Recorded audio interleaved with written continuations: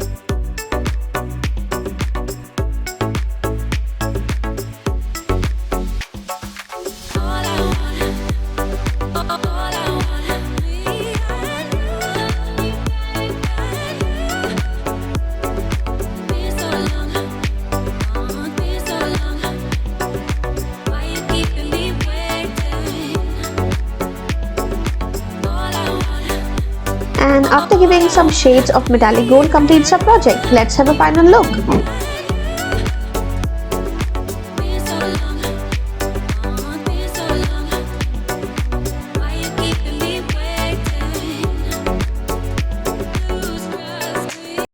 I hope you guys love this idea of beautiful peacock key holder and will give it a try. Don't forget to share your valuable feedbacks and like the video. Subscribe to Flying with Art and hit the notification bell and select all notifications for my upcoming videos. Thanks for watching. See you in next one.